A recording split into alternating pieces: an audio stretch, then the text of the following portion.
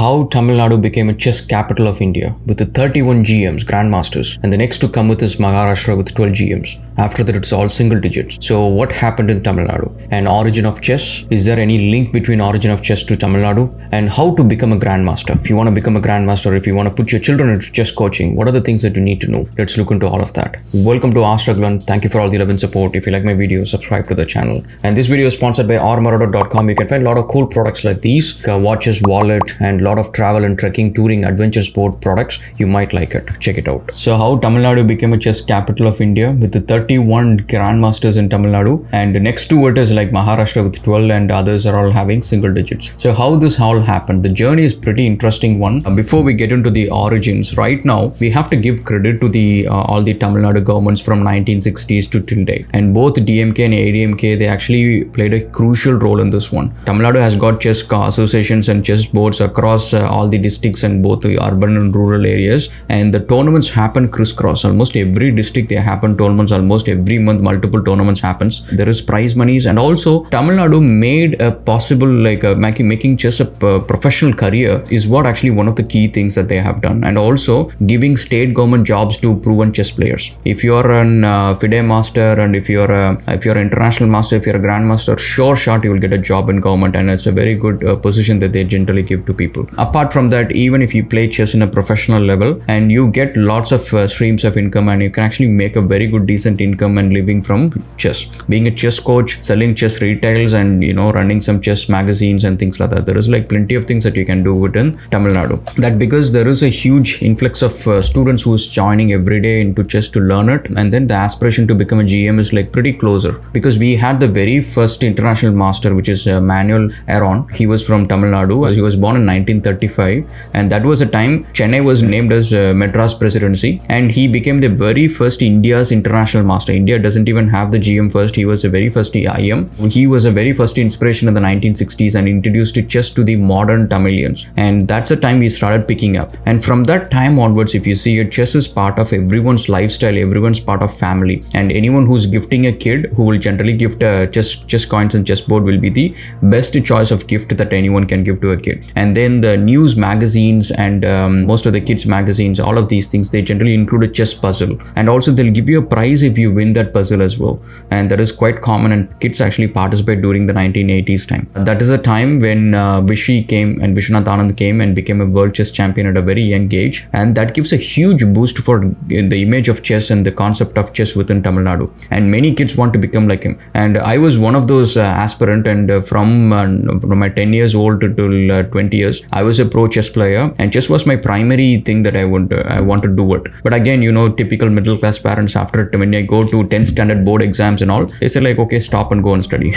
And that is when my chess career came to an end. But before that, I was a district champion. Several district championship I won, and went to state and represent my university as well. But again, most of the kids actually take it through, and even today, Pragnananda and Gukesh, all of these guys, if you notice them, they actually learn chess from a very young age, and they have a very clear roadmap to achieve what they want to achieve. But again, the origin of chess is something very interesting one. Tamils have linked to chess almost like close to 4,000 years. If you look at that particular history, even if you right now Google it, origin of chess, most of those history that is read online says that it starts from Gupta Empire, almost like 6th century CE, and then it slowly spread into Persia and from to the rest of the world, and that is how chess came into existence. That means like origin is basically India. But now that is something that has to be debated as well, because last 2 years there is a lot of excavations that is happening in Tamil Nadu, which promptly the union government always come and put a stop to it, to the archaeological department of India, and which basically because they have to rewrite the history, and they definitely don't want to tell the story of Tamils to everyone else. And one of those things that they have found is in Keeladi, there was chess boards, marble chess boards and coins, which was 4,500 years old, which means it predates to what was the existing origin story that we have regards to chess, which is a very interesting one, which is of course debatable. And even the word chess is a very modern term. The previous to chess, there is a term called Chaturanga, and that term is actually same for available in Sanskrit as well as in Tamil. And Sanskrit Chaturanga is actually a yoga position, and which is what mentioned in Rig Veda. Whereas in Tamil, the Chaturangam is actually the word that they use, is actually means a square.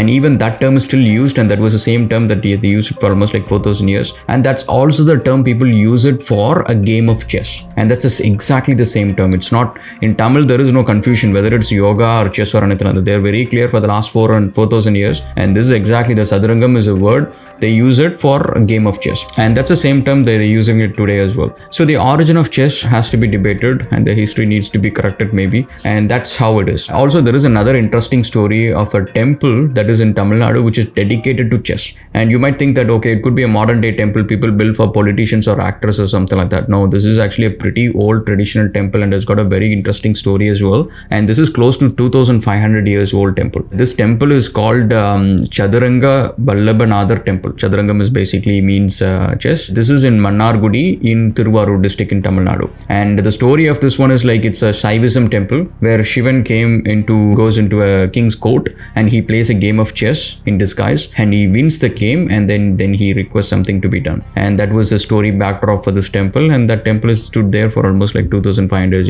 years old. Yeah, we have a long history about chess. It's not just a modern term, so we've been playing this for quite some time. And now grandmasters. So why this is important? So becoming a grandmaster is so rare that there are totally around 2,000 grandmasters around the world. To give you a perspective of how rare it is, total number of billionaires around the world is around 2,400. And now if you look at it, like most of those billionaires have generation of wealth. Let's say if you look at Tatas, there is Jamshedji Tata, and then we have Ratan Tata. There is generation after generation who amaze that wealth to become a billionaire. So that means like it's a generational wealth what makes one billionaire. Whereas with the chess, it's just matter of 10 years someone has to become that one. Or else, the chances of becoming one is like very slim. So yeah, that's a very huge and very steep accomplishment that someone has to do it, and it's not that easy. How to become a grandmaster? The thing is like in this video, I'll also tell you why I didn't actually become a grandmaster and what was a mistake that I made, so that the parents of today can actually put the kids in the right pathway so that they actually have a scope of becoming one. So to start with, how to become a grandmaster. So now let's understand game of chess. There is game of chess, it's a basic rules and all that sort of stuff. Most people will know it,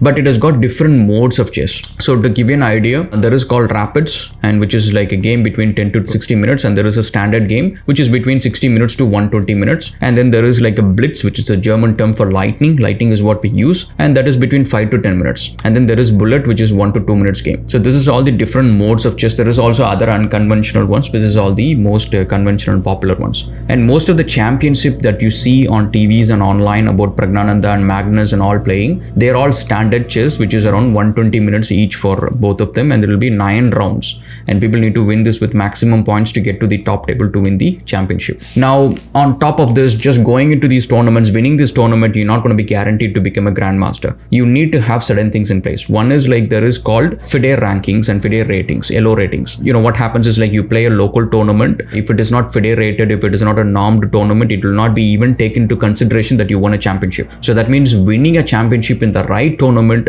is actually very important. Now going into all of that thing, what happens is playing into FIDE related matches, tournaments, and then normed tournaments is what actually guarantee you to become a grandmaster. So to start with, people generally start with something called a candidate master. That's like a very first level. Any beginner player, if you start playing a FIDE, you'll get a rating around 400. After that, every FIDE ranking player that you play against in a FIDE match or normed matches, you get points and lose points and things like that. And then you become a candidate master, which generally when you reach around 2,200 points. And then you become a FIDE master, which is around 2,300 points. Then you become an international master at 2,400 points, and 2,500 points you'll become a grandmaster.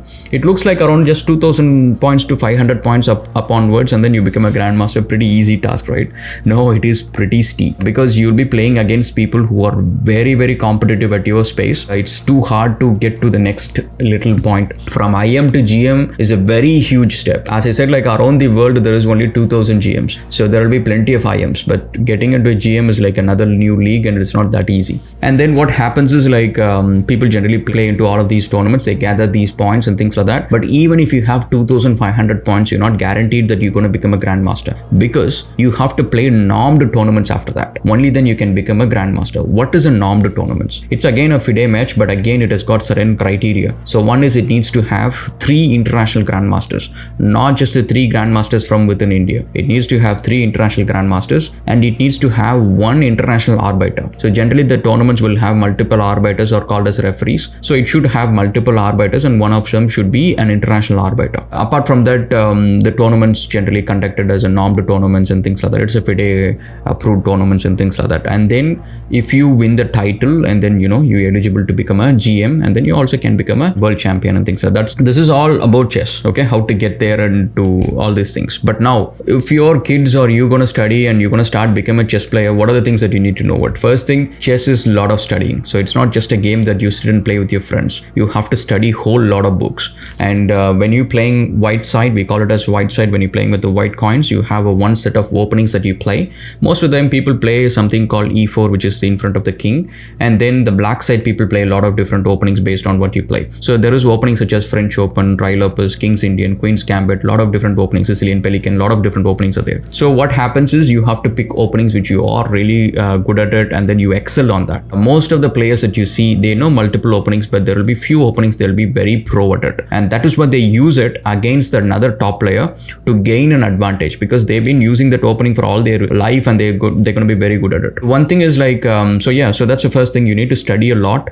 and these openings comes with a lot of big books, and you have to get through all of those books. You have to memorize all of those things. It's not about just understanding and things like that. You have to memorize it. The reason memorizing is important is like most of the chess championship is actually time bound. It doesn't matter if it's a district tournament, state, national B, national A, it is all time bound. And when it is time bound, your time is where actually you lose most of the time in a competitive game against a competitive player. So now what happens is, you look at any of the chess games, the first 20 moves, most of those players, they don't even think. They just keep moving like lightning. They move it very fast because they both know what is the next move is going to be for the other player when we play this opening. So the first 20-15 moves, the opening, until the opening wears out, they generally play the opening. Both players will play the opening, so they don't even think. After that, they go into something called middle game. So middle game is where someone is actually a good player generally wins the game. And then finally end game, when the time is too crunchy and they have to make moves very faster with less thinking, you have to be pretty strong with end games. End games, usually you can see it like, a lot of pieces have gone out of the board, and you have an end game with 2 pawns and 3 pawns and single pawns, or sometimes a king and a rook to finish a game, or 2 bishop and a king, 2 knight and a king, or something like that. So with that combination, you have to finish it within the time that you are available with. Understanding all of these things, studying all of these things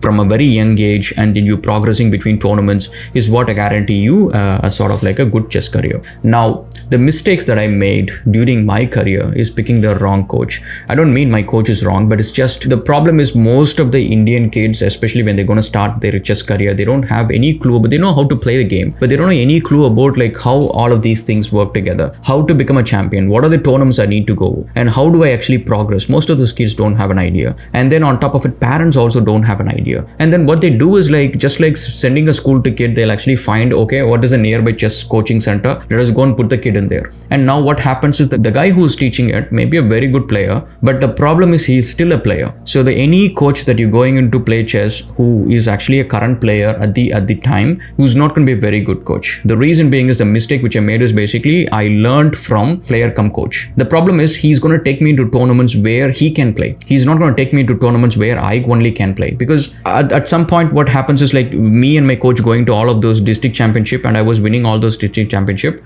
and then I went into state. At that time my coach wasn't accompanying me because he was not going to state to play. He's a FIDE master, but he's not going into states because to go into a state you need to win with district championship. He doesn't take me to state championships. And then to national B is another game where most of the coaches, that anyone who's studying it may not be playing at the national level, because if they are playing in a national level and they have a very high chance of becoming an IM to get a central government job or something, rather than they're wasting the time and coaching people. So most of the time those people who are like a pretty pro into national A's and going into higher level of becoming a norm tournaments and things like that, they don't really coach. They focus on their game. So now this is a time, what happens is you have to pick a coach who is not a player so that he focus on your career rather than his career. So that was a mistake that I made. So and the second thing is like look at Pragnananda's parents, especially his mother. She accompanies him for all the tournaments, and that sort of things is very important, because chess is not like another game where you can send it through to tournaments and send it to with your friends and things like that. Most of the time it's a single person game. You don't go as a team. You might actually sometimes your kid has to to go alone. If you have a coach who is not going to come along with the kid for every tournaments and things like that, then you have to take the kid, and the kid needs to progress in the roadmap. So this is all the things that you need to do to become a proper pro chess player and also make a good career out of chess as well. Is it worth trying to become a chess player? It depends on where you live. As I said, like Tamil Nadu, why 31 people have become a grandmaster? Because there is an ecosystem of players,